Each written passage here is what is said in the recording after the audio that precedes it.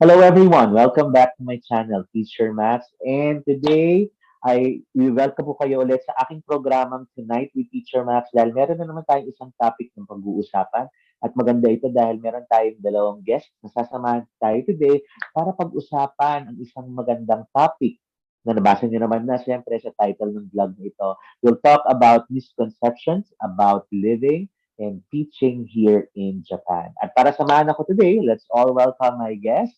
First, ay nakilala niyo na siya dahil nakakasama ko na siya sa mga vlogs or live streams that I had last year. And of course, meron din siyang YouTube channel, ang Just Me Donna YouTube channel. So everyone, let's all welcome Just Me Donna herself, Donna! Hello everyone! Hello po Teacher Max at Ian. Ayan. Hi, Donna. Thank you again for joining me. We've had some collaborations last year no, through the live stream. And si Donna ay part ng aming admin no, sa Facebook group for the JET applicants. No? And of course, ang kabatch ni Donna na makakasama namin today, no, na isa ding, how do you say it? Isang very bubbly person, no, based sa aking mga first impressions sa kanya. At nakakatuwa naman dahil very, lately, nagko-comment siya sa aking YouTube channel, no, so kung hindi niyo pa nakita, ang ganda ng mga comments niya sa aking mga videos, no. So let's all welcome Ian. Hello, good day, good afternoon. Yeah, good afternoon, Ian.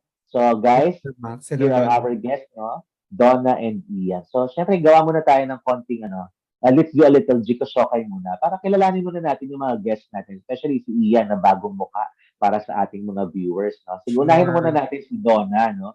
Donna, just share with us a few facts about yourself. Where are you now? How long have you become an ALT? Ayan, sige. Anything. Just anything to share with our viewers. So hello po uli. Ako po si Jasmine Donna at isang taon na po ako dito sa Japan noong October 17. Pero Wow, congratulations. yes po, kaka 1 year ko. So God is really good. Lahat ng dreams namin na mag-asawa. So my husband is on the other room. Pero next time na lang siya magpakilala. So, Yes.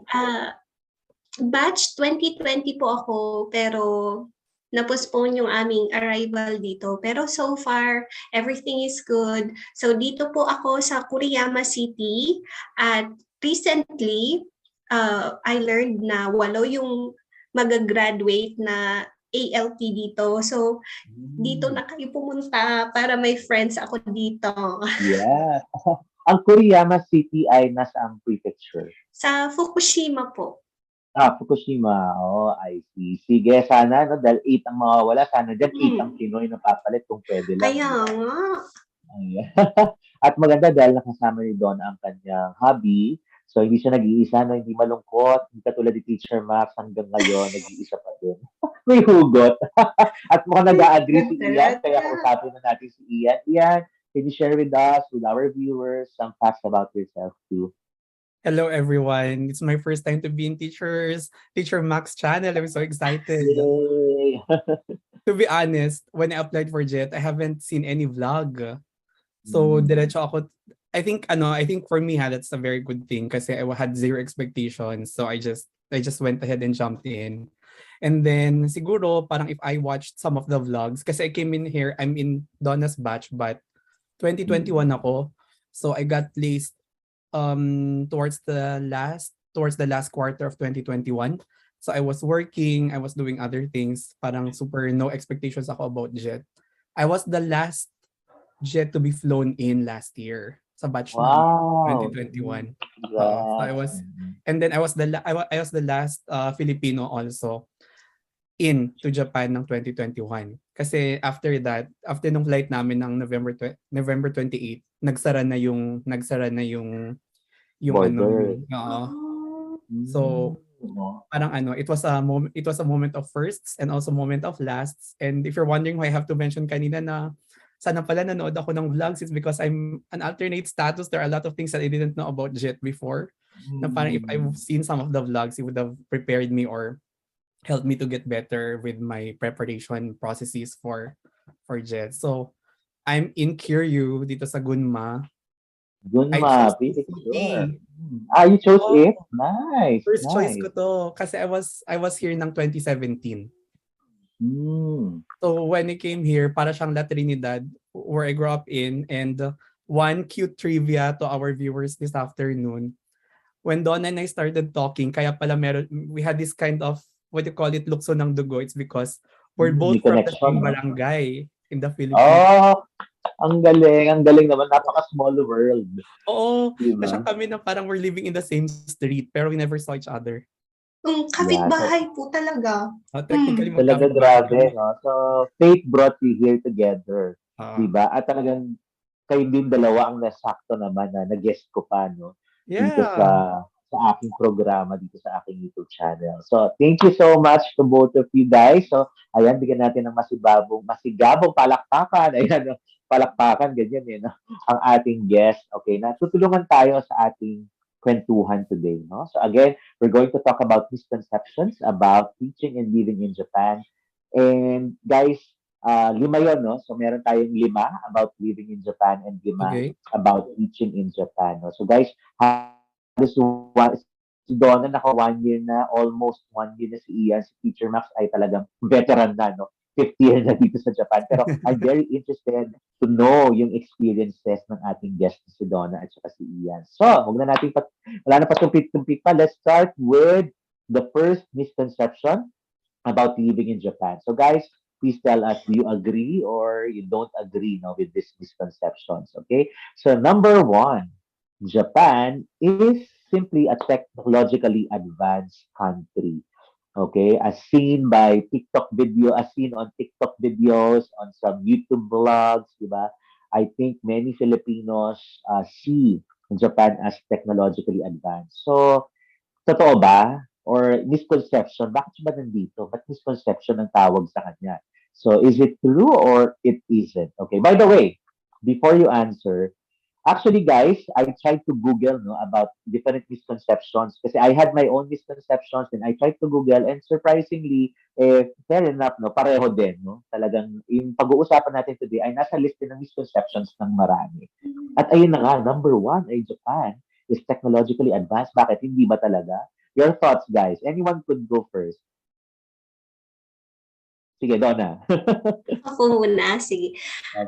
For me, I think depende po. So, maybe for bigger cities or mega cities, talagang maraming mga highly technology or technological advancements tulad ng yung mga bullet train o kaya yung mga different vending machines for ramen, for cakes, for everything. Totoo.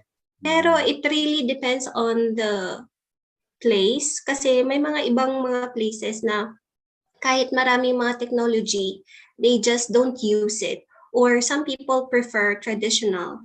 So, gaya po dito, I have a funny story about that dahil Sige, go ahead.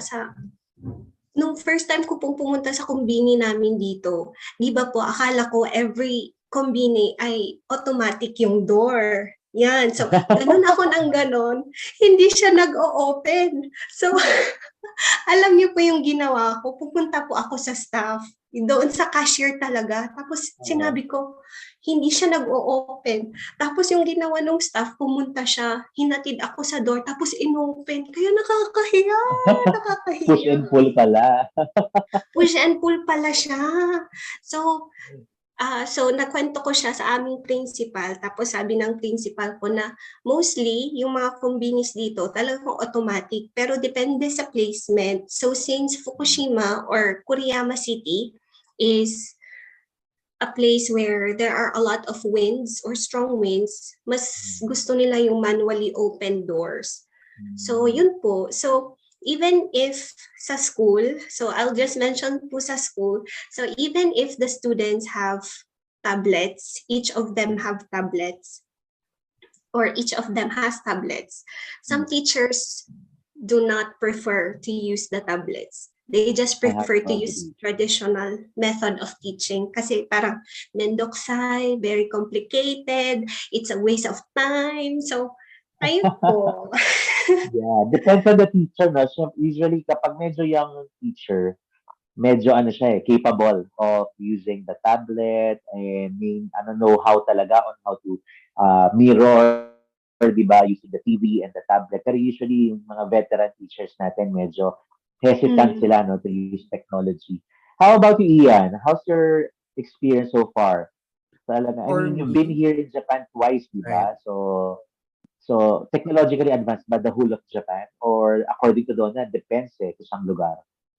I have a very nice line to answer that. Actually, this was Yeah. said to us, I think during our first week. Someone said he's an American jet. Parang sinabi niya na living in Japan is like living in 2050 and living in 1950.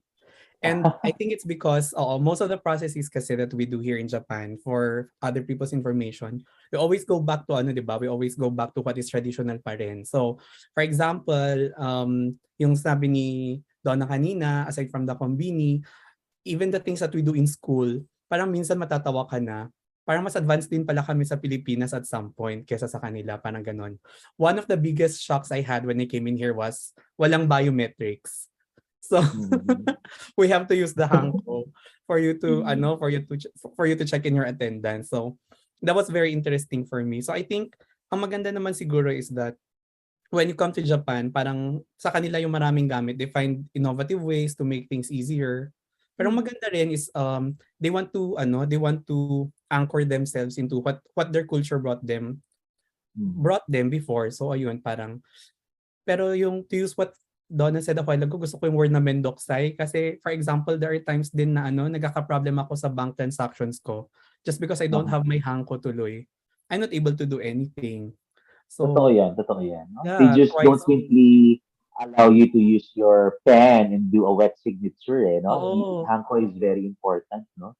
So, twice So, din yung and then akin. Yeah. No?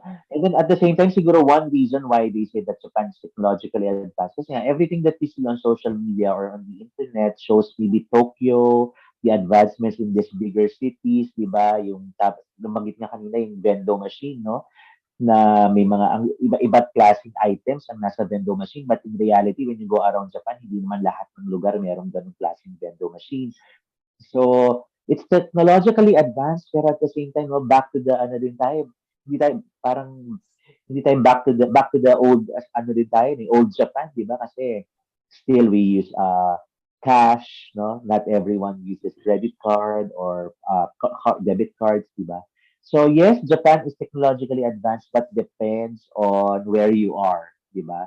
So what you see on sa TikTok kasi 'di ba sa Pilipinas yun ang mga laging napapakita no? Hindi yung traditional Japan yung very high-tech na toilet bowl, yung very high-tech na 'di ba yung cellphone mo ihuhulog mo tapos malilinis siya. Napanood niyo ba yun sa TikTok, 'di ba? So many advancements na yes, they do exist here but not all over Japan, no? So yeah, so ito pa lang siguro banggitin na natin yung nakwento ni Ian sa group chat namin, no, na dito pa lang masasabi na natin yung ESID or Ian, what's ESID again? Every situation is different. That's right. No, Yes. every situation is different. We do not have the same experiences here, pati yung mga lugar, no? Pero siguro, tanong ko lang, based sa kung nasaan kayo ngayon, masasabi niyo ba yung lugar niyo, yung town niyo, your city, is it advanced or not? Ako muna. Ako kasi nasa probinsya talaga. So dito, wala nga kaming Starbucks dito, wala kaming KFC, no? So my city talaga is not technologically advanced, no? At saka dito, meron pa kami mga wiring, parang Pilipinas, no, nakasabit. Pero in fairness naman, maayos, no? Magkakasabit sa kanya. How about the city niyo, guys? Would you say technologically advanced kayo dyan? Parang Feeling nasa ko, middle po sorry. sa Yeah. akin. Parang, kasi dito po, may Shinkansen naman po kami, pero we also have yung talagang lumang-lumang train na talagang ang bagal-bagal na iilang oras ka sa pagpunta sa ano. Oo. Nasa ano po, combination po Middle. kami. Nasa middle. Yeah. How about you, Ian, sa Gunma? Ang Gunma ata parang high-end ba yata dyan eh. I think other cities, Maybashi, the bigger one, pero the capital city of Gunma. Pero here in Kiryu, I'm honest when I say na para siyang La Trinidad, Mm. tabi ng Baguio. Ganun. So, meron naman parang we don't have a mall actually. Pero Kami it's rin, okay. kami rin. It's nice to go downtown. Puro mga establishments lang. Pero, yun, parang sabi ni Donna kanina, we're in the in-between. Parang sa ano lang yan no? Parang sa Pilipinas lang yan no? Pag pumunta kang BGC, parang Oo, sabi mo oo. talaga, napaka-high-end dito, no? Pero Yeah, paglabas mo ng BGC, it's like Japan, no? Na parang normal lang din lahat. Very right. traditional yung iba, no? Oo. Very old. Ayan. So, nakakatuwa. So, ayan. So, Japan is technologically advanced, yes.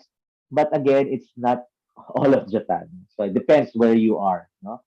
Ayan. Yes. So, yan ang reality sa misconception number 1 natin. Okay? Thank you, guys.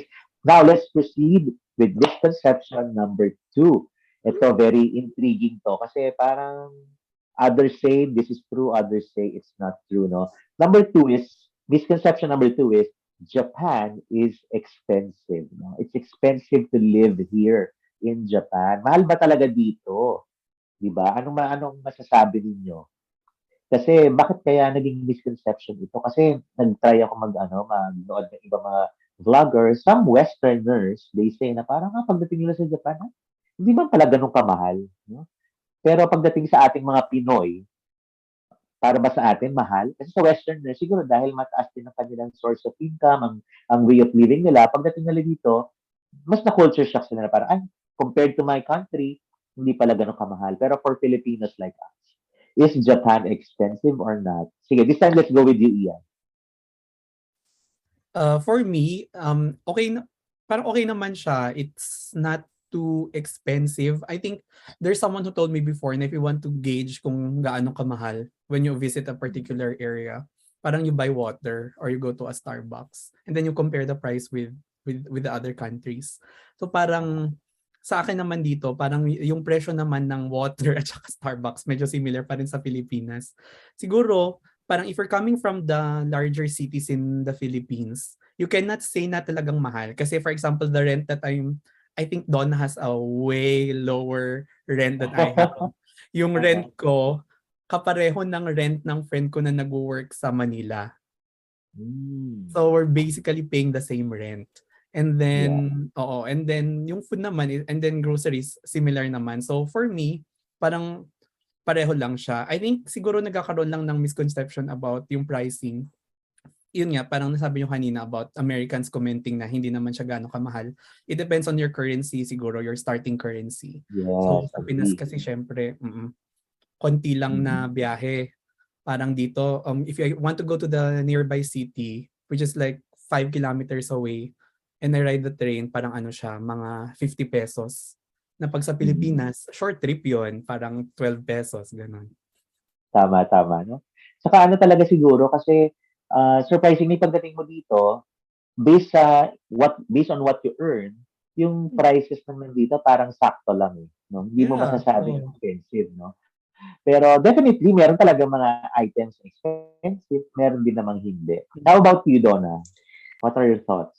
So actually po, when I first came here, I used to convert. So lahat ng mga binibili ko, kino-convert ko sa peso. So sumakit lang yung ulo ko. So at first, I thought, napakamahal ng Japan, as in. Pero in the latter part, I realized na depende rin sa iyong lifestyle. So kung pupunta ka sa parang bigger malls, doon medyo mahal. Pero recently, nung nandito yung asawa ko, we are going to a lot of stores. Tapos, nagugulat kami, ang mumura rin pala. So, depende sa mga pinapamilhan, depende rin sa pinupuntahan. So, for example, if you want to go to Tokyo, tapos Shinkansen ka ng Shinkansen, mahal talaga. Pero, if Definitely. you are using the parang bus, mura. Lalo na yung yung apakabagal na train, mura, pero matagal. So, depende lang po talaga. So, I think the same din po sa Pinas eh. So, ang akala natin mura ang mga bilihin sa Pinas kasi mas mababa rin yung sahod. So, dito, in a Filipino perspective, mas mahal yung mga bilihin kasi mahal din yung sahod. So, parang magka-level-level din lang siya. So, Yeah. for So me, not really that expensive. True, no? So talagang maganda, totoo nga itong misconception na to. Kasi pag nasabi mong Japan, yun na nga dahil sa misconception number one, na it's highly technologically advanced, di ba?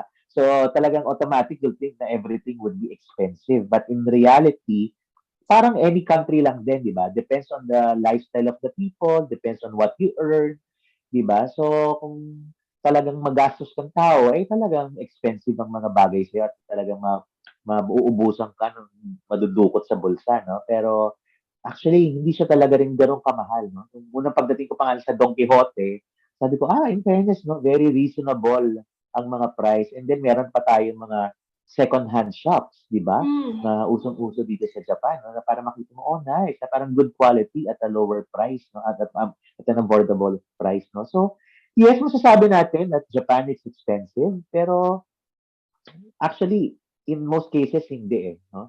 So, yeah, how do you say, it ano talaga eh, parang lumilevel siya sa Yeah, lifestyle mo right. at saka sa what you earn, di ba? So, sa Pilipinas, di ba, sabi for example nga, di ba, pag naghanap ka ng trabaho, kunyari, gusto mo magtrabaho sa Thailand, yung sweldo maliit, pero enough siya dahil yung way of living din, hindi rin naman ganun kamahal. Yeah. Sabi nga ni Donna, dito sa Japan, malaki yung sweldo, so medyo somehow, malaki din, di ba, ang expenses. Ayan, thank you. Nakakadalawa na tayo, ha, in fairness. Ayan, More to misconceptions go. 1 and 2, no? Technologically advanced and expensive. Ito kayong number 3. Gusto kong malaman sa inyong dalawa if you have experienced this, no? So number 3 is, misconception number 3 is that racial discrimination exists here in Japan against foreigners, okay? So Mhm. hindi natin muna uh, hindi natin masabi kung it's against Americans, against Westerners. Pero siguro as Filipinos, have you ever felt discriminated? And if yes, in what instance or hindi naman? Donna. Hindi po, never, I think. Dahil actually, since I'm Asian looking, I easily blend with the crowd unless kung pinapakilala nila akong Philippine Jean. Yeah. Mas lalo po akong nagkakaroon ng VIP treatment. So, yan po, special yung seat, special, priority yung paghain ng pagkain, ganyan. Although, I have a friend na Jamaican, yun talaga napansin ko kasi po sa pag-cross ko ng street, since I look like a typical Japanese housewife dahil na rin sa aking fashion. Medyo natatagalan silang mag-stop para hayaan akong tumawid. Pero pagkasama ko yung aking Jamaican friend, 'di ba halatang gaijin siya. So, Uh-huh. nag-stop sila agad. Tumatawid kami kaagad kaya gustong-gusto ko siyang kasama. Oh, no, pero at least, diba, thankfully, you have not experienced any discrimination. How about you, Ian? For me, work-wise and then ano naman, daily routine, never experienced. And parang feeling ko naman I will never experience it for my whole duration here kasi yun nga, basing on how they treat me, wala rin. Siguro meron lang din is it okay to answer parang in general terms from what Yes, yes, of people, course. yeah? Other people or other ALTs, parang ang common sharing though will be there is an ongoing, it's not really a racial discrimination, but there is a discrimination of accent. So sometimes parang when they hear us talk, for example, I remember someone told me, although I don't want to consider it as racial discrimination, someone talked to me, parang sabi niya, tinanong ko ng isang teacher, where are you from? Tapos sinabi kong Philippines. Tapos parang sinabi niya, you don't talk, your accent is different. It's not Philippines. So sinabi kong, so he was asking if I grew up somewhere. And sinabi ko, no, I grew up in the Philippines. I was born and raised in the Philippines. So, yun, parang siguro parang isang napapansin na natin will be, especially for those of you for our viewers today who are applying for JET or looking for ALT jobs here in here in Japan.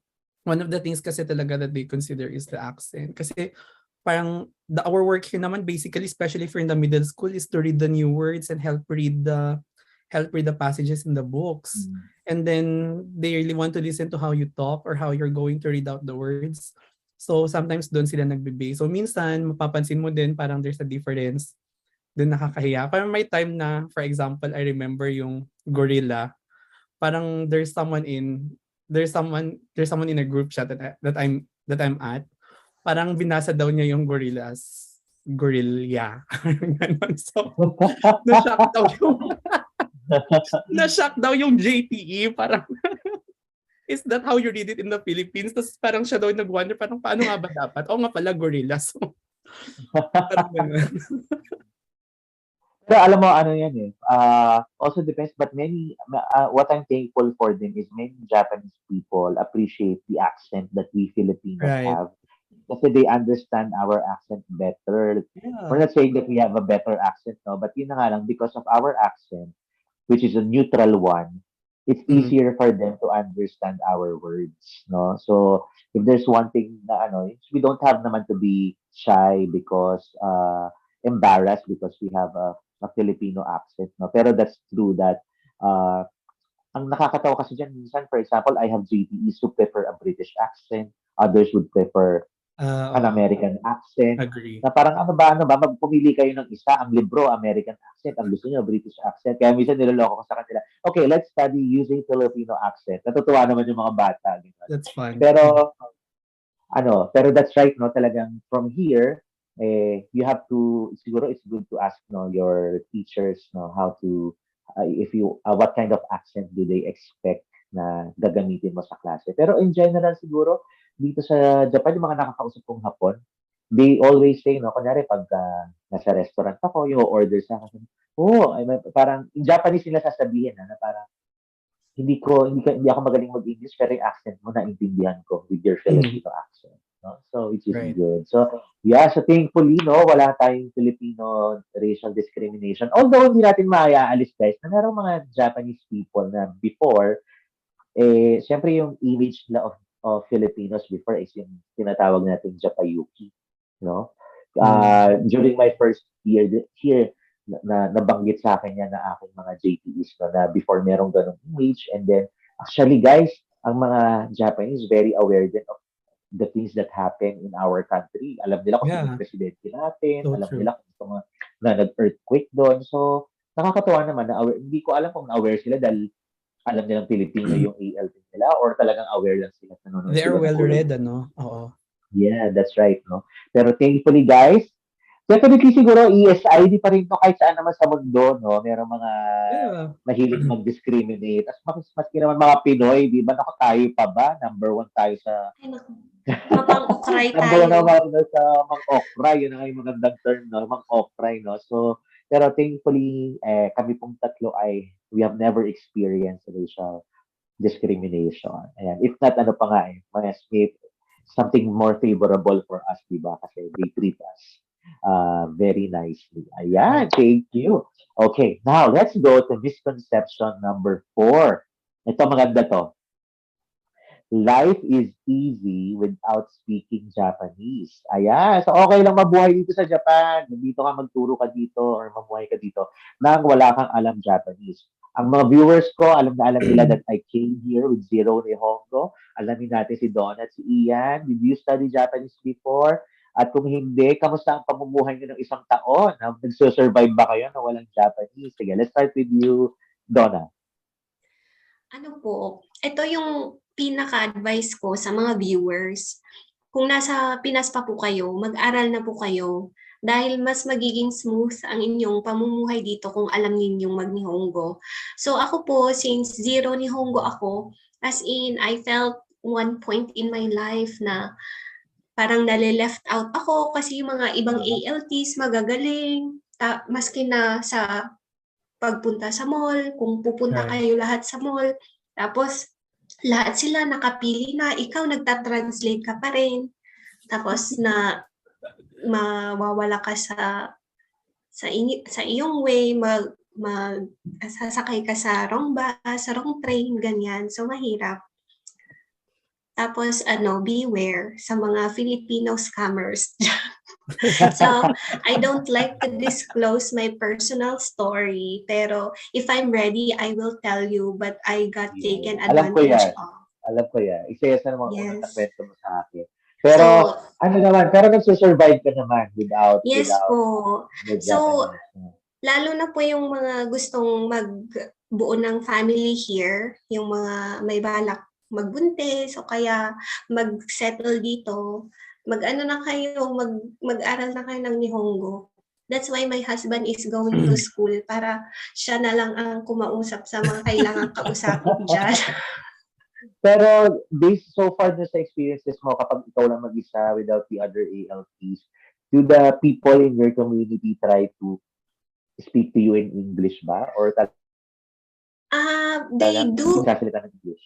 They do try pero broken. Hindi siya yung maximum interaction na gusto mo talaga. So I have been with sa lahat ng mga events dito sa aming community, talagang always on the go ako maski na mga ujisan o kaya ubatsan mga kasama.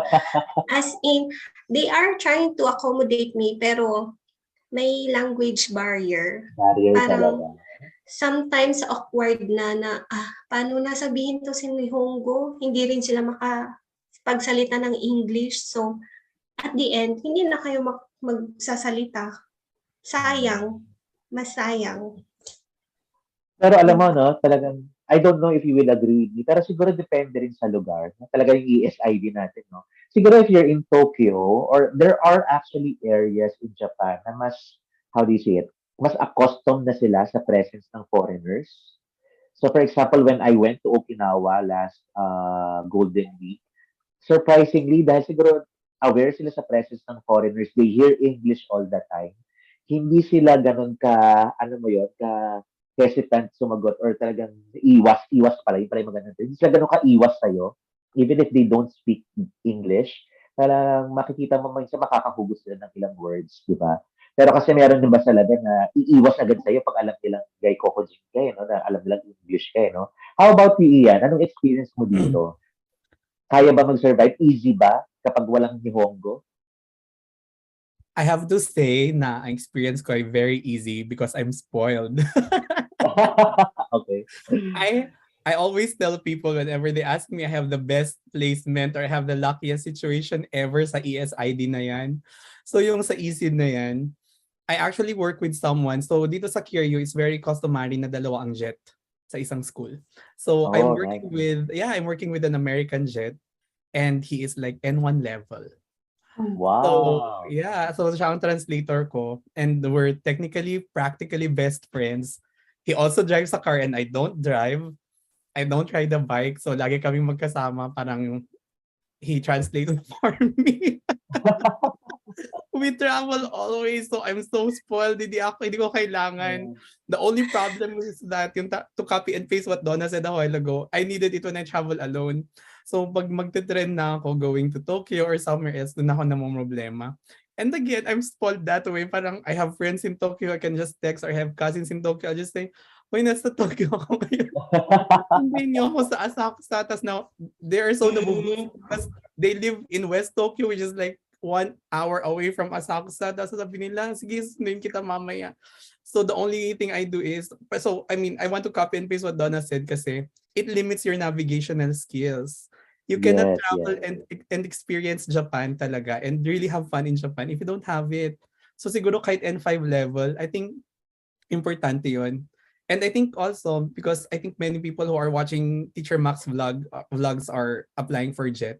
It's one of the things Yes. that they ask you to do, of course, during the interview. I knew they were going to ask it, but I didn't prepare. So they said something like, can you say something in Japanese? I said, Ohayo gozaimasu. Oh, Pero pero yun, alam mo, tawag dito, ah, siguro kung nasa Tokyo ka or like bigger yeah. cities or depends sa area, there would be people naman, there are Japanese people who are capable Mm. of speaking in English, no? Mm. So, in some cases, depende kung masiswertihan ka, you'd be lucky and things will go smoothly for you. Pero in most general cases, talagang maraming Japanese ang hirap, hirap mag-English.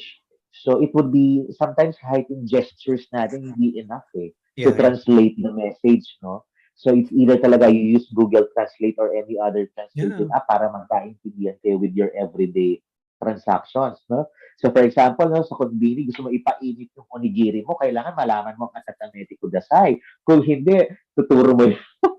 Magpapahirap pa kayo magturuan. No? Ito yung microwave, no? Pakiinit, di ba? So, hindi siya ganun kadali.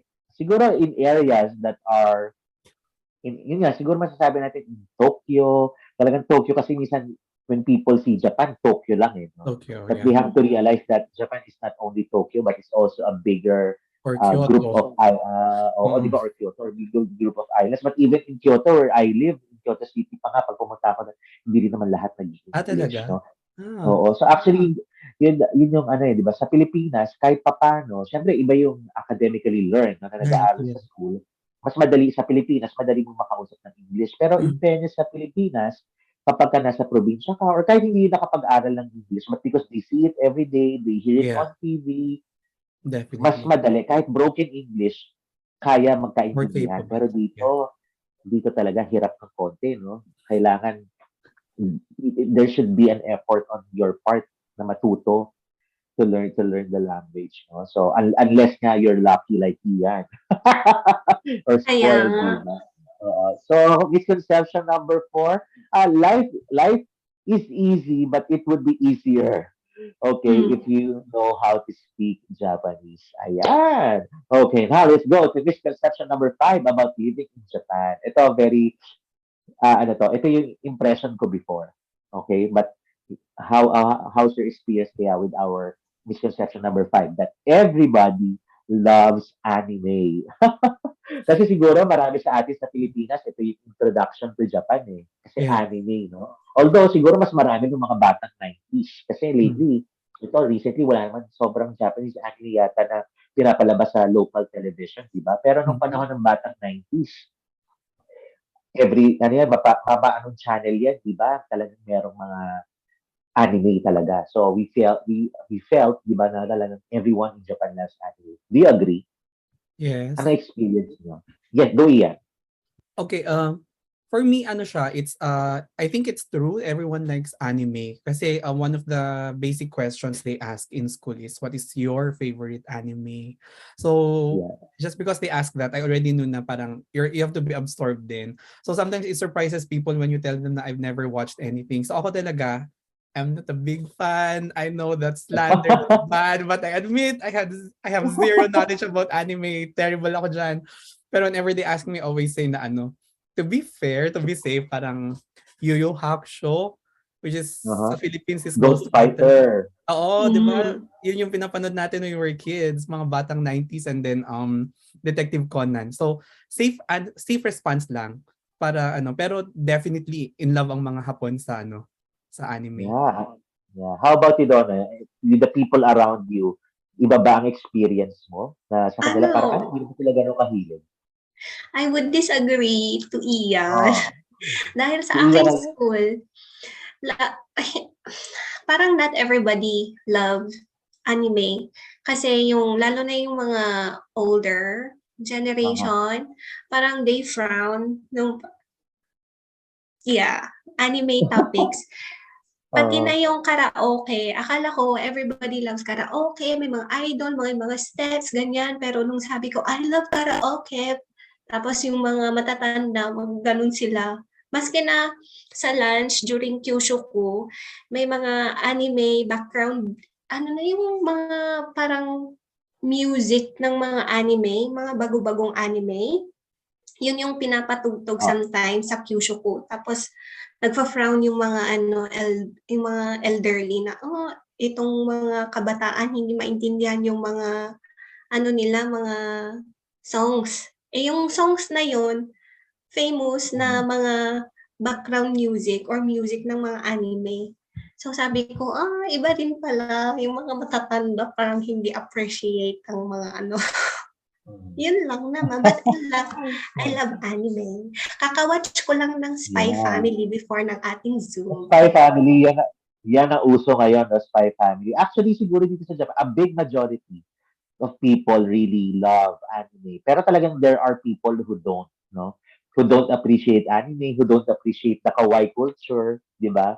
So, actually sa school, gaya ng sabi ni Iya, kasi lagi yung tanong, no? And mostly yung young generation, they love anime. Pero yung mga older generation, not all of them, parang were brought up to watch, no, anime. At surprisingly, nakakatawa kasi yung minsan, before, yung mga usong anime sa atin, mga old anime na hindi rin nila alam dito. Grabe, alam nyo ba yung ano, yung, for example na lang, one of, if I may say, maybe the most popular Japanese anime in the Philippines is Voltes 5.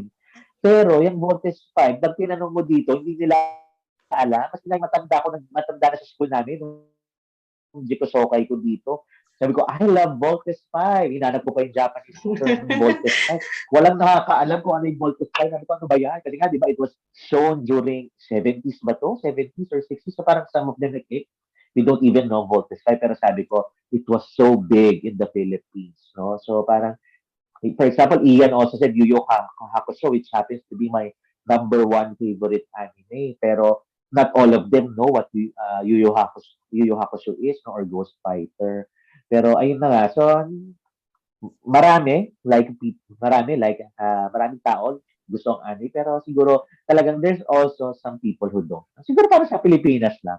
Hindi rin naman lahat nanonood ng anime. Ayan. So, thank you guys. No? Those are our 5 misconceptions about living in Japan. Again, please take note. It's technologically advanced, pero hindi lahat ng areas. It's expensive, yes, pero marami ring items that are very much affordable, no? Thankfully, Filipinos, we are not discriminated here, and actually, they're very much curious to know more about us, right? And then, yes, we have to learn Japanese, no, kahit konti, just for survival lang, di ba? Kasi very important, kasi kung hindi, it's hard to go live by every day. And of course, anime for Filipinos, most of us, no? Although si Ian, sabi niya, he did not grow up loving anime, pero he knows a few or two or three, di ba? So yeah, but anime for most people, no, depends siguro on your age or your generation. Ayan.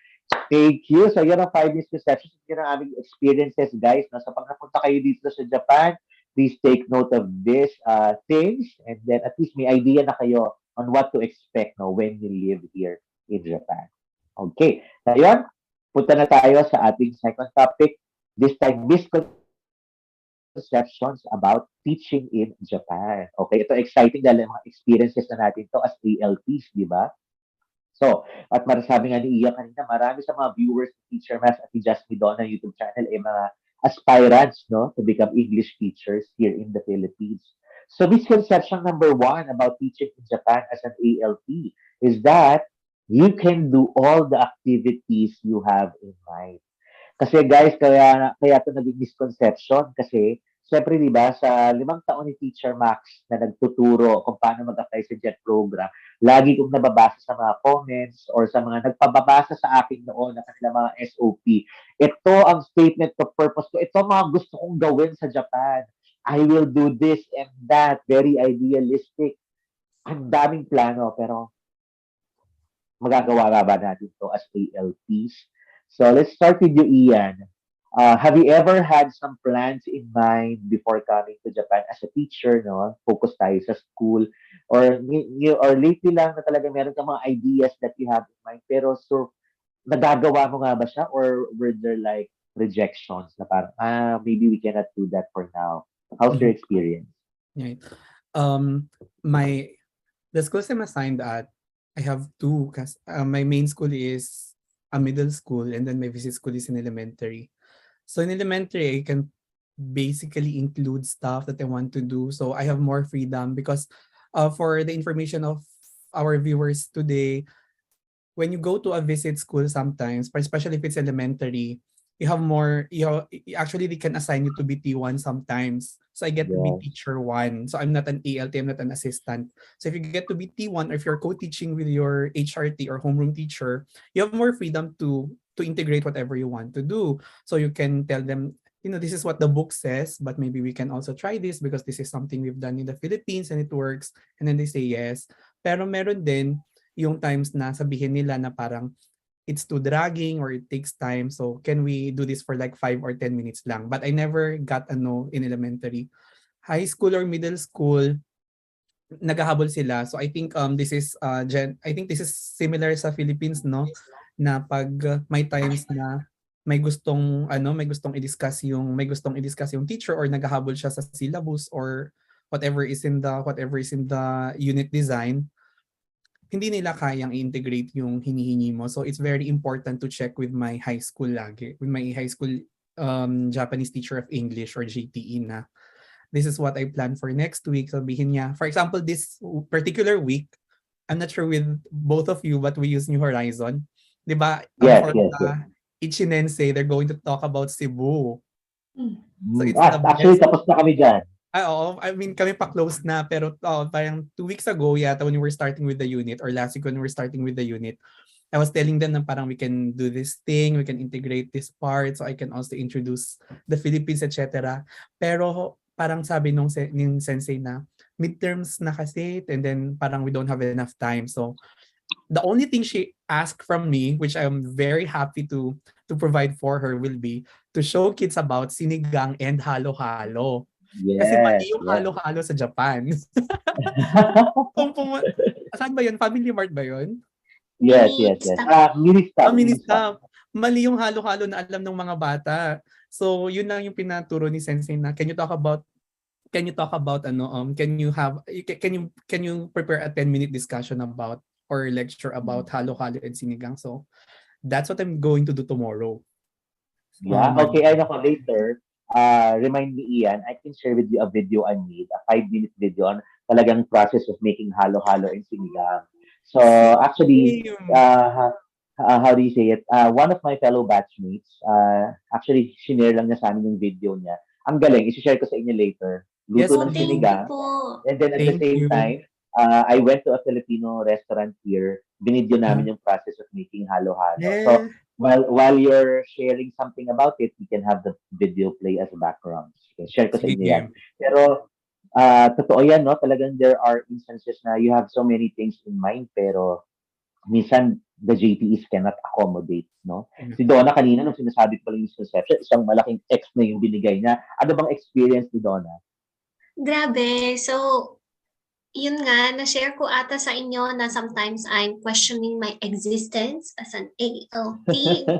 So, ako po ay currently a junior high school ALT teacher.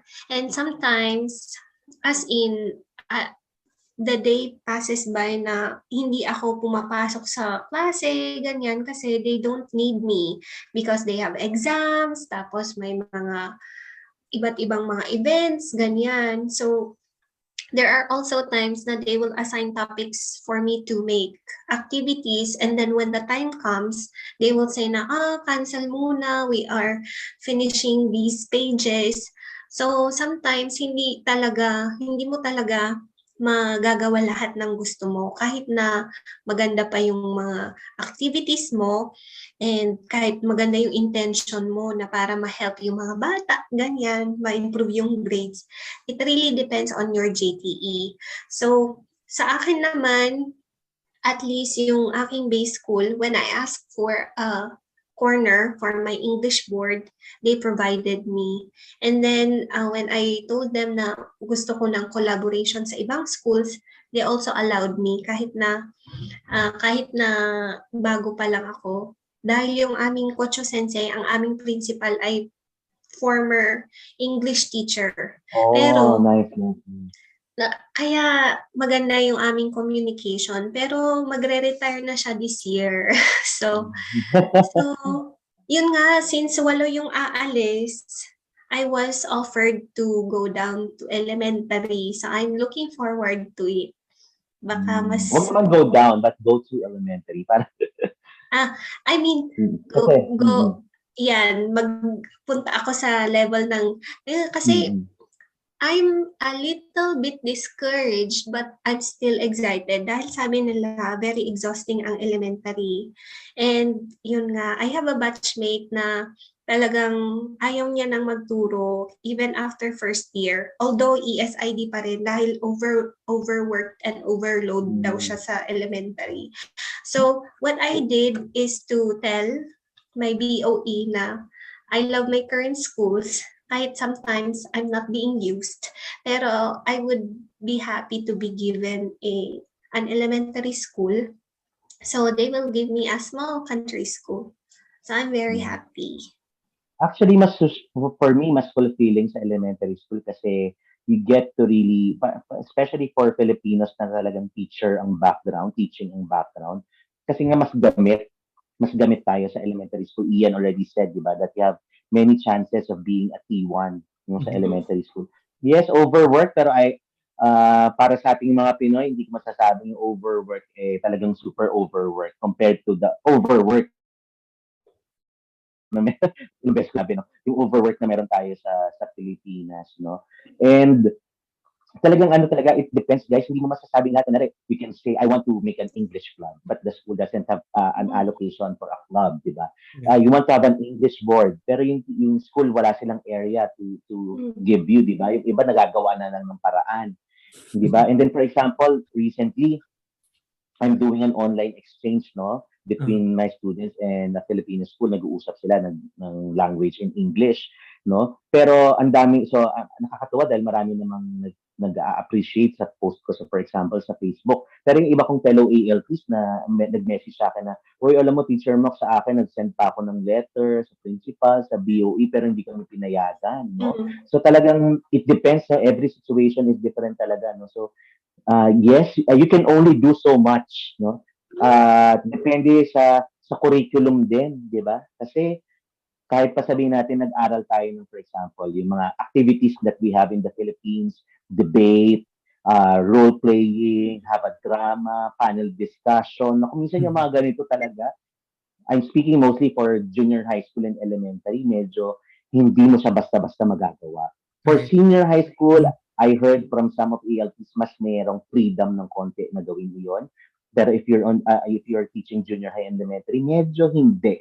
No? So talagang kailangan ng effort at convincing power para magawa mo yung mga activities na ito. So ELPs can only do so much. So yeah, you can do so many things pero hindi siguro lahat, no? Please expect that there might be some rejections in the end.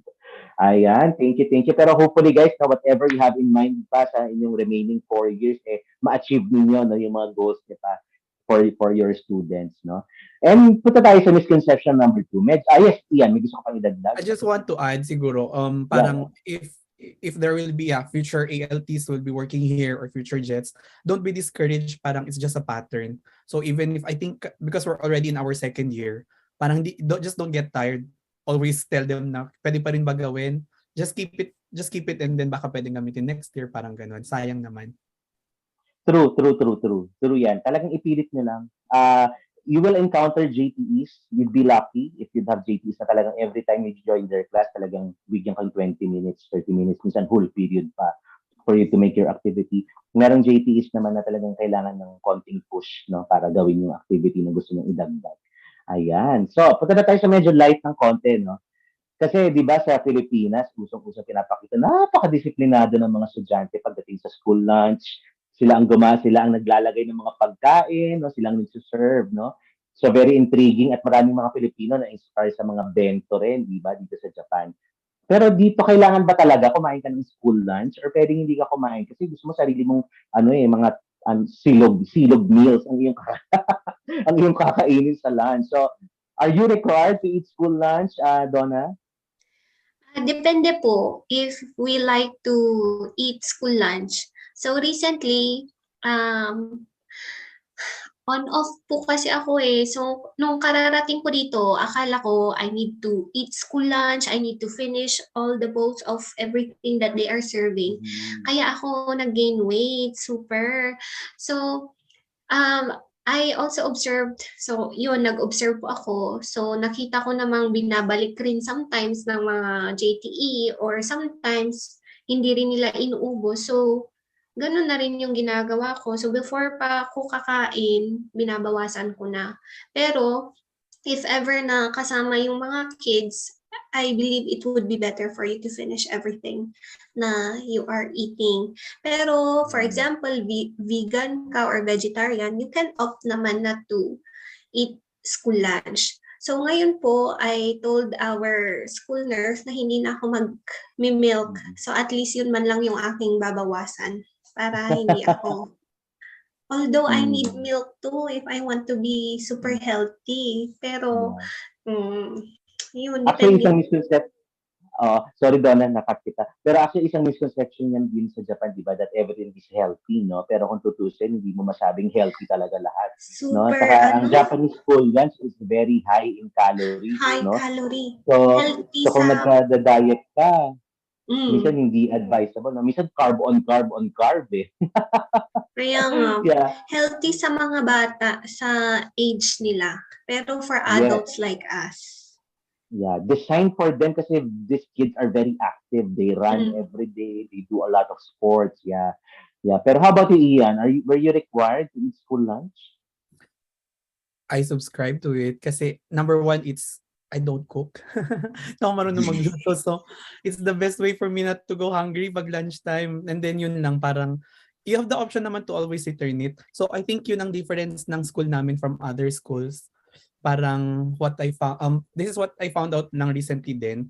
Other schools pala, they already serve it in trays sa teacher's room. So, they just leave it in your desk.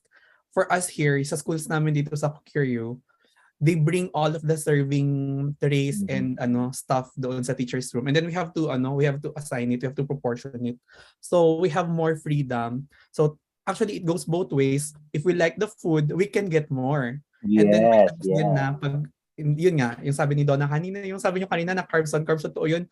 Parang there was this time na they were no, it was potato soup, pork, rice, milk. Grabe ang heavy, tas may klase ka in the afternoon. So binabalik namin, hindi naman sila no-offend. Tumatawa nga sila, sabihin nila too heavy.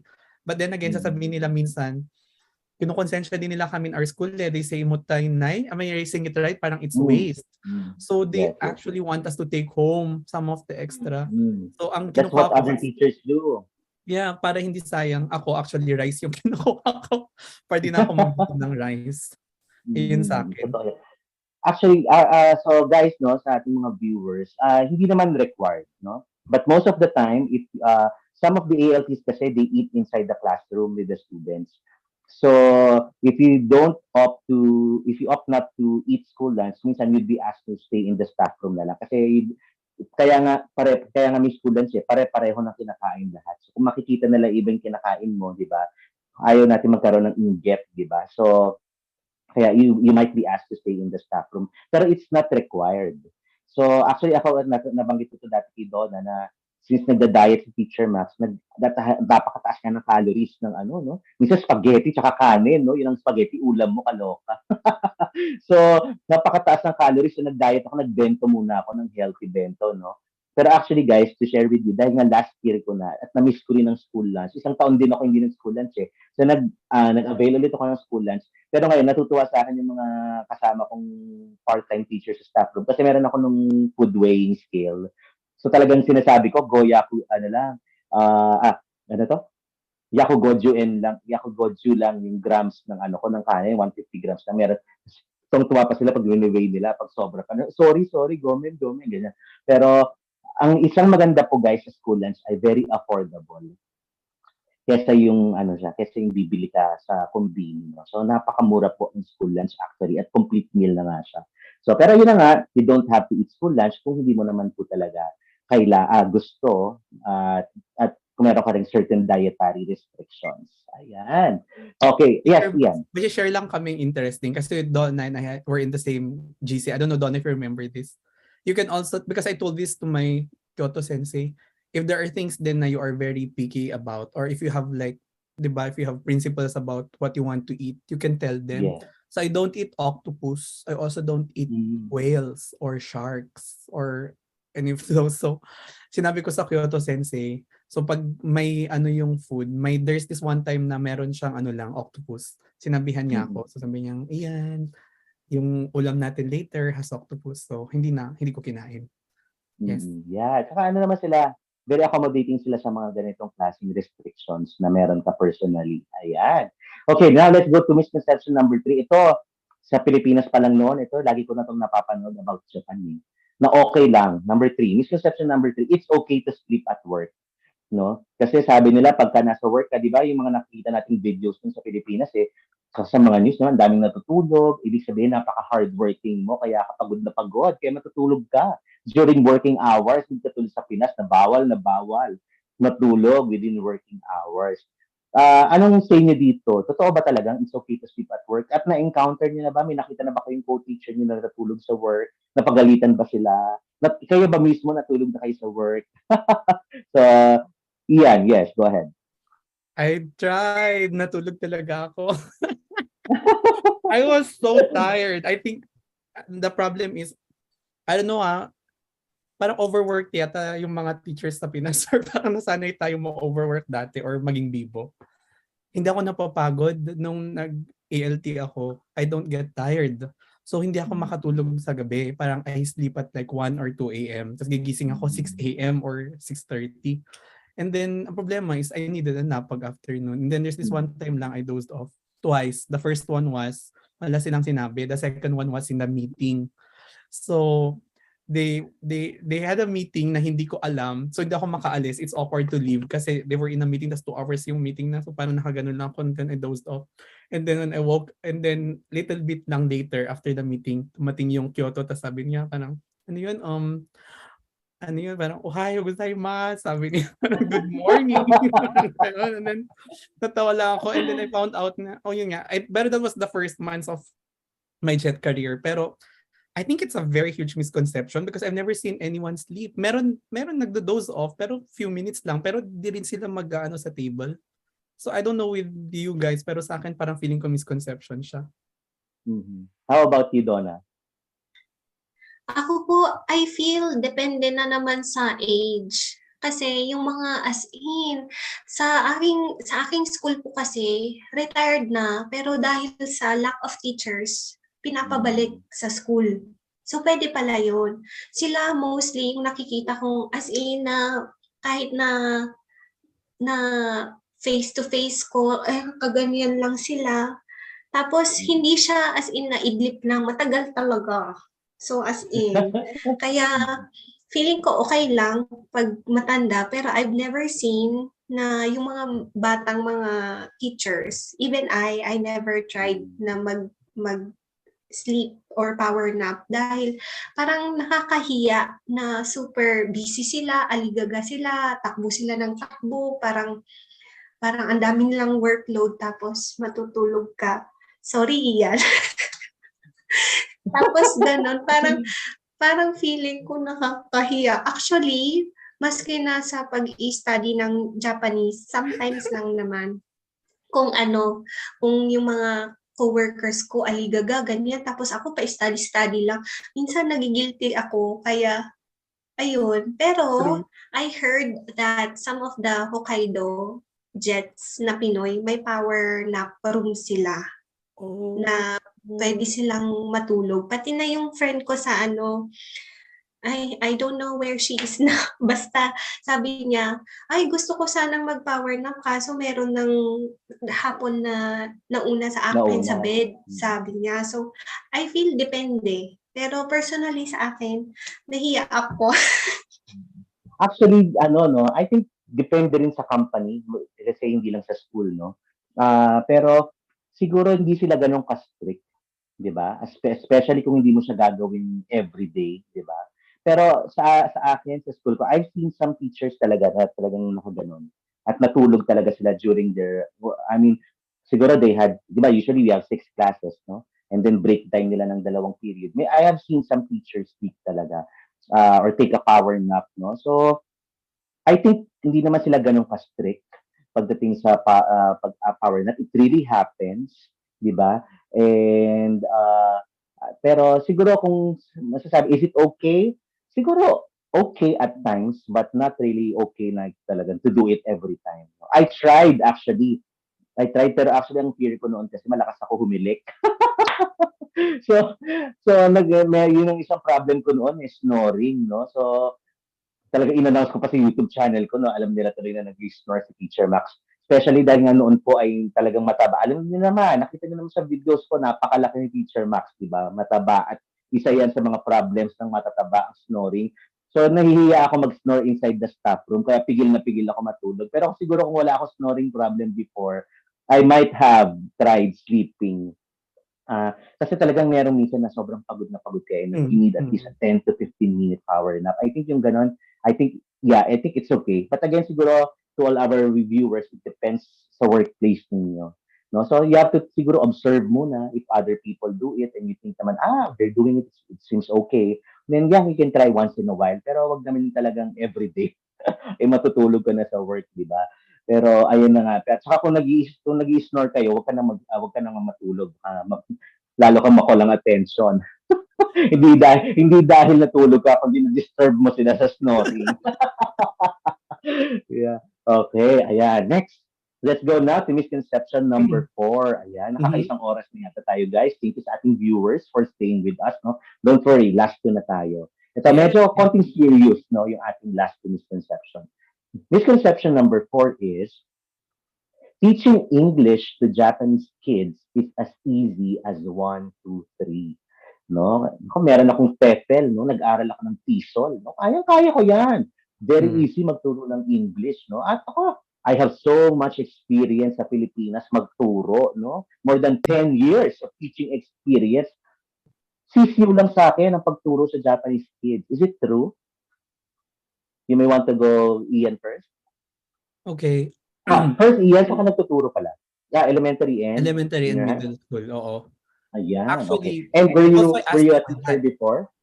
Yeah, I asked for that kasi parang it was my life goal. It was my life goal to teach in all levels.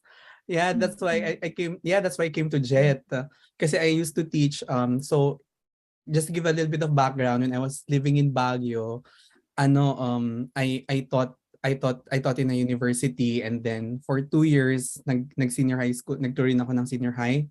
I taught creative writing and nonfiction sa senior high school, and then parang I'm really interested about teaching elementary and high school students. At first, parang feeling ko madali lang. Parang super shocking na hindi.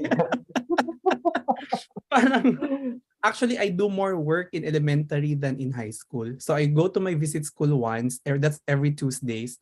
And then everyone knows this, parang they tease me about it. So I always tell my colleagues na Monday is actually my Friday. Chill day ko yon. Pero Tuesday is my Monday. That's where the groundwork really happens. That's where I have to grind. Kasi grabe pala when you're teaching kids, super ang hirap. So actually, they're the most genki naman. They're the easiest to teach Yes. naman. So it's fair. Ang problema ko is because I don't speak Japanese. Yun nga, yung sabi doon na kanina, circling to that, ang hirap mag-connect sa kanila. So, it's nice naman to teach them vocabulary kasi you can bring your visual aids and all that. Pero ayun, it's a huge misconception na chill lang. We have to follow a book. That's one. That's very important. And then you have your outcomes for every unit, and that's like for every month, no, yung isang unit Yes. or isang outcome. And then thirdly is that yun nga, if you don't have if you don't speak Japanese, it's very difficult to connect to them.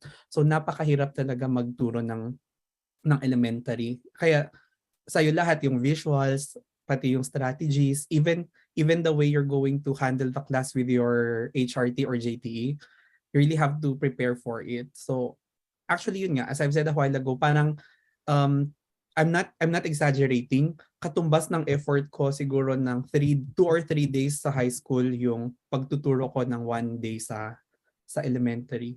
So that's how stressful it is for me. And also because of ESID again, I actually have a full sched every Tuesday.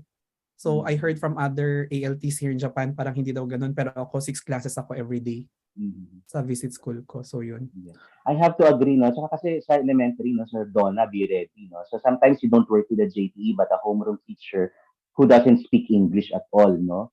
So talagang extra preparation kasi you'll also have to try to look for ways to explain. That's the most difficult part. If you want to explain further whatever you're teaching kasi you don't speak Japanese, then you have to really prepare ahead para at least alamin mo kung paano mo siya mai explain ng maayos sa mga bata, no?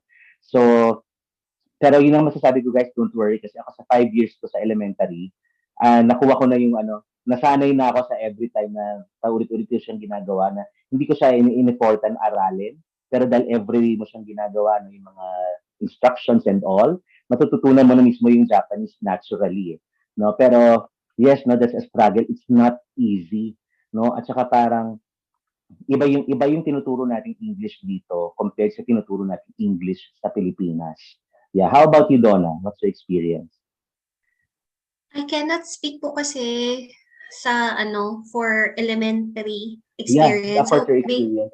based on junior high school, so when I was in the Philippines and also when I went abroad, talagang yung mga topics ko more complex and complicated. Pero when I came here, madali siya, nadadalian po ako dahil, number one, madalang po akong gamitin, yun po yun.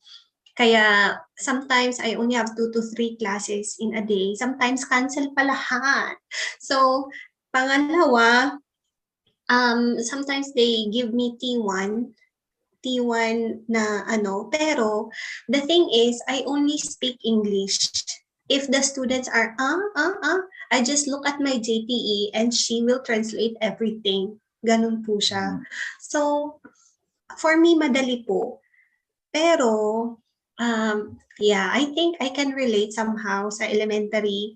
So, when my JTE got absent, so wala pong mga available substitute, I went alone. Ichinense or first year, junior high school sa aking country school. And doon po pinagpawisan yung aking kilikili, mga mga mga mga nood diyan dahil mahirap po kung walang Japanese.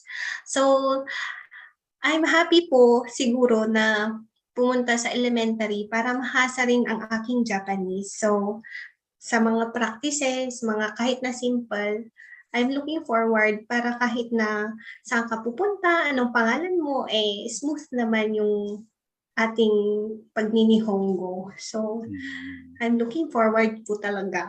Yeah. So actually, no, yung ALT work kasi, yung ALT work natin, yung teaching English, we could definitely say it's easier than what we do in the Philippines because we're very, confined to whatever we shall do now. For example, junior high, you just have to do new words, model the passages, or model the speaking activity tapos, no? Pero in general, if we say teaching English is as easy as 1, 2, 3, I would definitely say parang hindi talaga, no? I mean, kasi maski mga Japanese teachers, they find it difficult, no, to teach English. Mainly because unang-una, our students here don't really understand English, no? Unlike sa Pilipinas, di ba, medium of instruction is English, not only sa English, pero all subjects, no, except Filipino. So, the students in the Philippines are very much used to hearing the language, na kahit pa sabi mong laging wrong grammar, ang importante, kahit pa pure English si teacher, the message comes across, no? Kahit hindi nila naintindihan ng buo. Pero dito, it needs to be translated. That's why it's very much difficult. So it's always translation, no?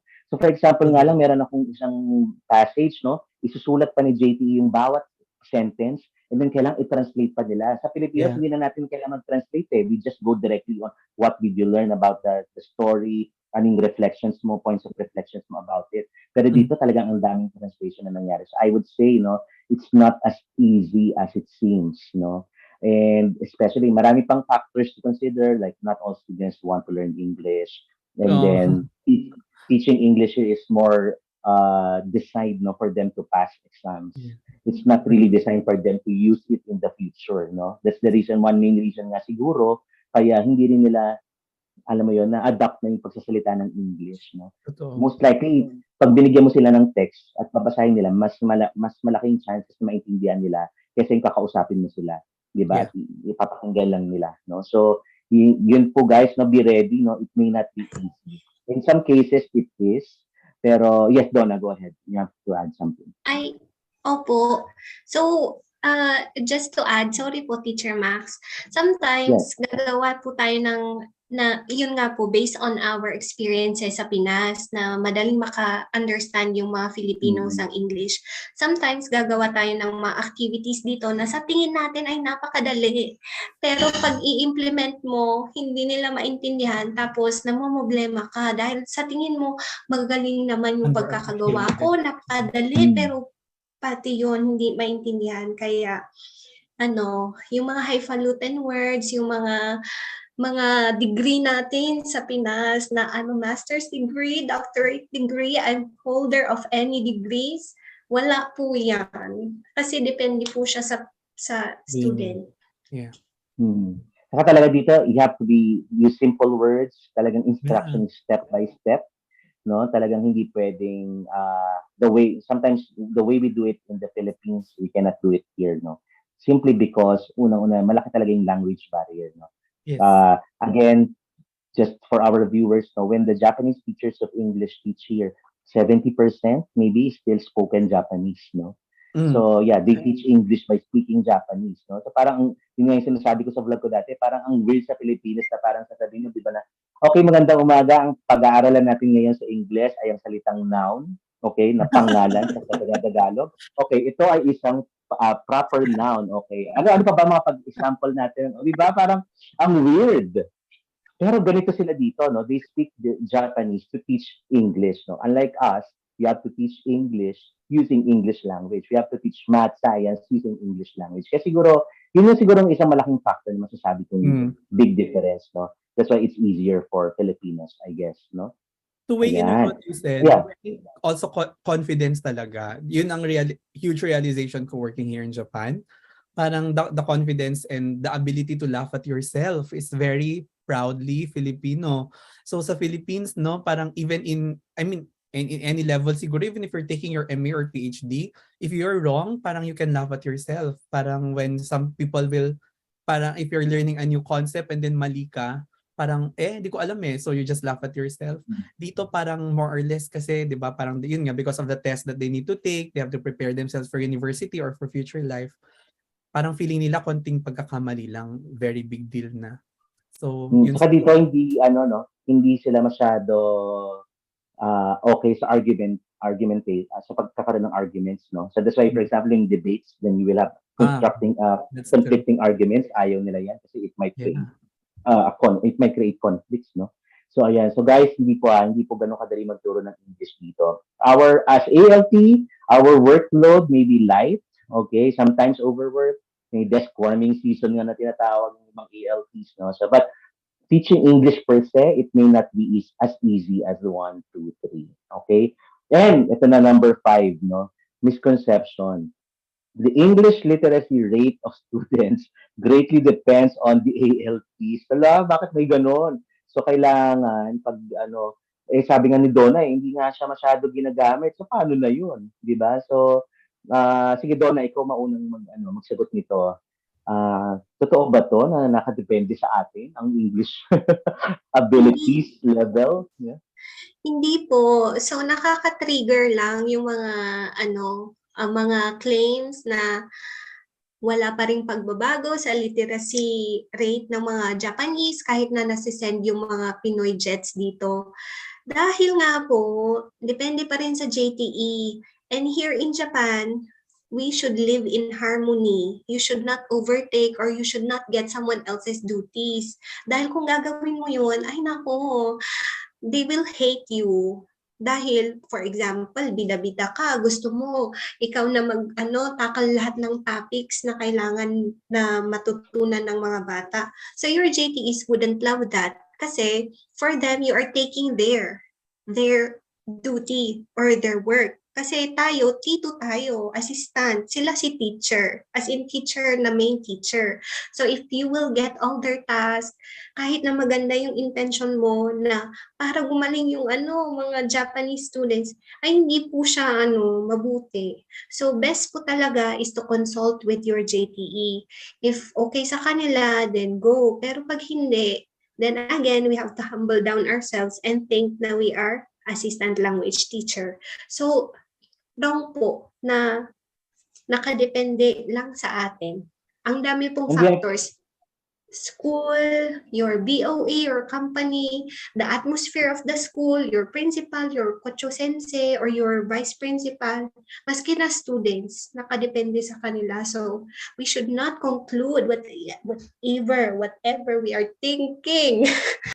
And we have to remember that we're not only here to teach English as ALTs, we are cultural ambassadors. So more than, besides teaching English, talagang we're here to share our culture, just open their eyes, no, to the world, no, na may Filipinos, may Americans, hindi lang naman na iba't ibang ang ELTs naman na 'di ba coming from different countries, no? So from there it's like we are the ano parang tayong windows nila to the world, 'di ba?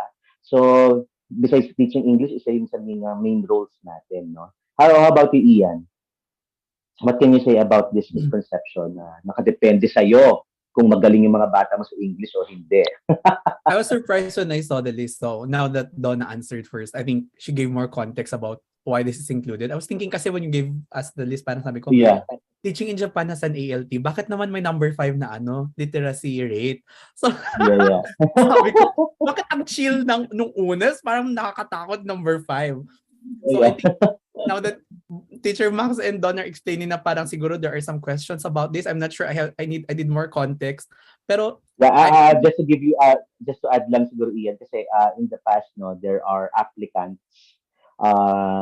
Filipino applicants na they're claiming na na parang bakit one reason why hindi nagtataas yung level o they're questioning rather bakit hindi tumataas yung level ng English literacy meron naman ng mga ELPs, no, so parang ibig sabihin hindi na-achieve ng ELPs yung purpose nila dito sa JET kasi nga hindi tumataas yung level of literacy.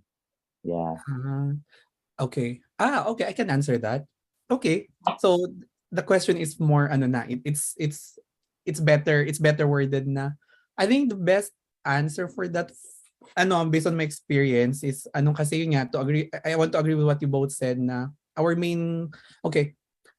I also work in my visit school with this with ALTs or you call them instructors in Japanese you call them ano na yun Sheduins.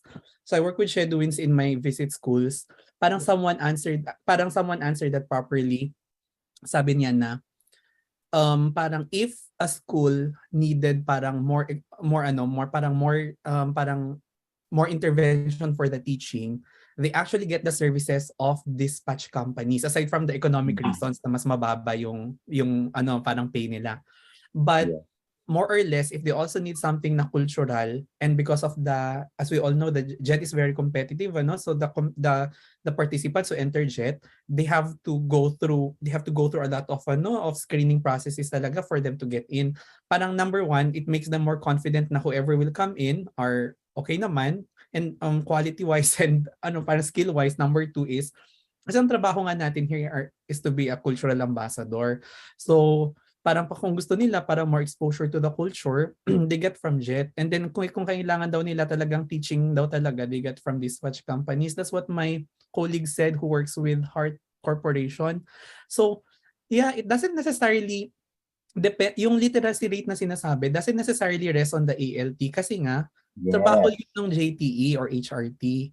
Again, we are assistant language teachers. So the word assistant is very important. Parang we are there to guide them. And then I think malaking bagay na yung na-mention kasi kanina yung sa accents, no? We brought it up. So I think just to circle back to things we talked about earlier. The fact, yun nga, I like the word you used a while ago, yung window, no, to the outside world. That's very nice kasi especially from what other ALTs or JETs are talking about, yung mga nasa Inaka. Some of the kids have never seen gaijins or gaikokojins or they've never been outside the country. So parang malaking bagay. For example, sa school namin, I work with the American jet I work with is black. He's from Atlanta. So ako gusto ko yun, yung representation na ito yung that there are other colors, there are other people, there are other places, parang ganun. And then it paints a better picture actually of the Philippines, which I think is very important, di ba? Hindi lang yung language level, pero the fact that we're able to teach them what halo-halo is supposed to look like, that it doesn't look like the fruit stuff that they sell in mini stop. I think that's a very big deal. We're already doing our jobs as ALT. So to say that the literacy rate of students depend on ALTs is like asking us to swallow the sun. It's too much. Yeah, it's like asking us to change the whole system of Oo, English hindi teaching in natin Japan. trabaho yun. So yeah, and if Japan is really serious in wanting to improve the English level of Japanese people, then yeah, there has to be changes talaga implemented no in the system, education system, at marami pang factors no. So it doesn't have to depend on the ALPs. And again, we are cultural ambassadors here and we can only do so much. No? So again po sa mga nag-iisip na bakit ganun, ito po yung mga rason Mhm. bakit the English literacy level of Japanese people hindi pa rin ganun kataas. Simply because of factors that we don't na we can't control as ALPs, no. Right.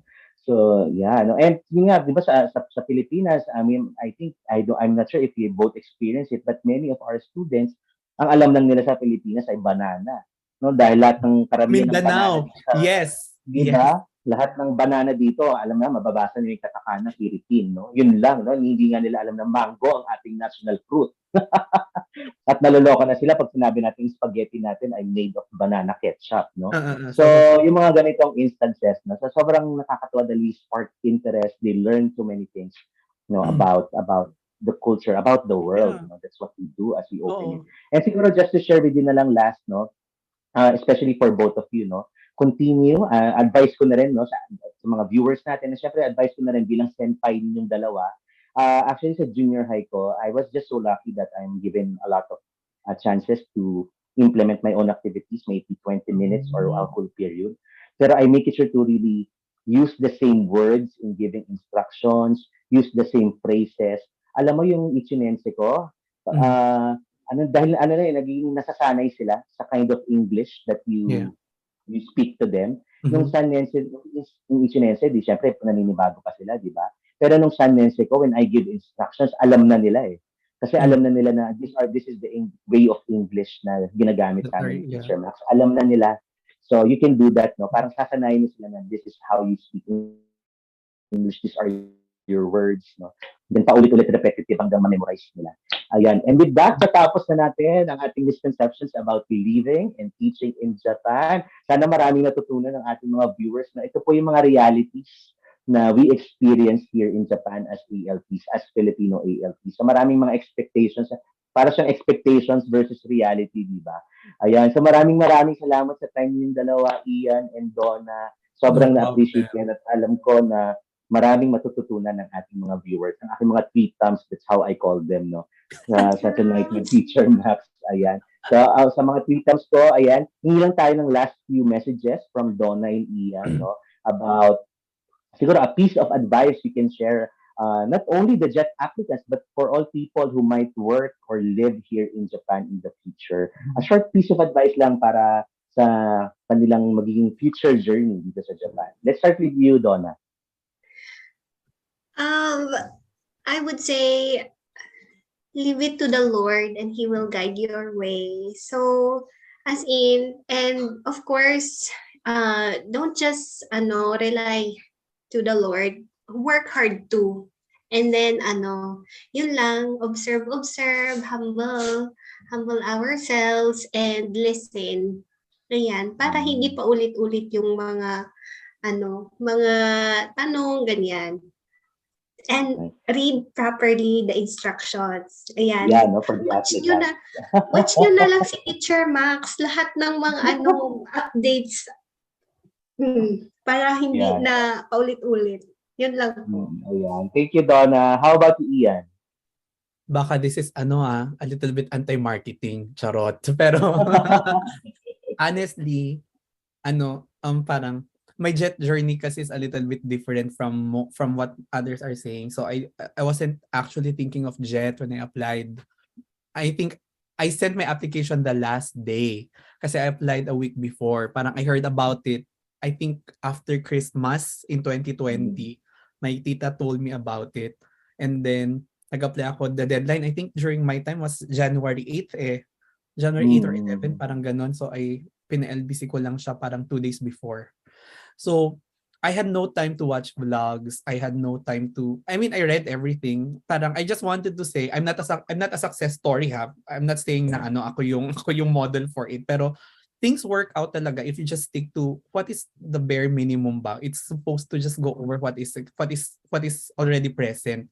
So go over the tools, basahin ng maayos. we follow it. Na parang eventually naman later on when I got in, that was the actually when I got to the interview phase, that was the only time I started wondering about it. So doon ko lang nakita na meron palang mga vlogs. And then nung nakapasok naman ako, that's when I found out na meron din palang vlogs. That's I told Donna, that's why Donna and I became very close. Kasi aside from we found out we were neighbors, the first thing was I messaged her na it was only from her na I found out how to survive the quarantine Yeah. period sa Teo. It was from Donna sa vlogs na I learned how to use yung vacuum at saka bumili ng ketchup when before arrival. So, mga ganun, very important na kunin natin siguro yung in terms of leveling expectations. When we watch the vlogs of Teacher Max and then Donna na rin and other vloggers, kunin natin yung personal touch to it. But before you watch it or before you delve into it, it's very important to look at the requirements muna. Ayun. So I think Yes, I agree. kasi one of the things na I'm looking at is yung statement of purpose. There's no rule set in stone about it, I think. So the more personal and more unique it sounds, I think the higher chances of getting in. So relax Yeah. lang. Yes, no, nakuha mo yan, Ian. Kasi Yeah. sometimes, no, people are so, overthinking, no? Oo, No, so, yeah.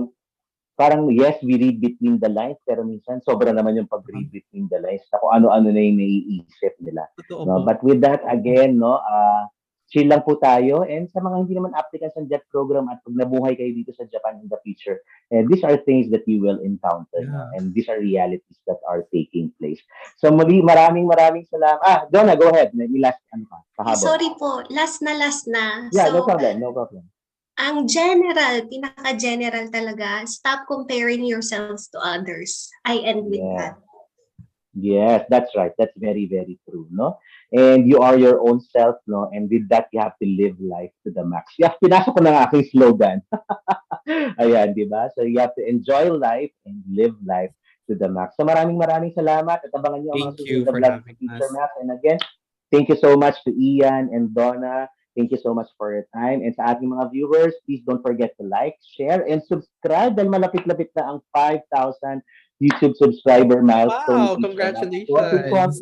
Konting kembat na lang. Kaya samahan niyo ako dahil definitely meron tayong something special once we reach that 5K YouTube milestone. Yay! Yay! Thank you very much. At maraming salamat. See you in the next vlog. Bye!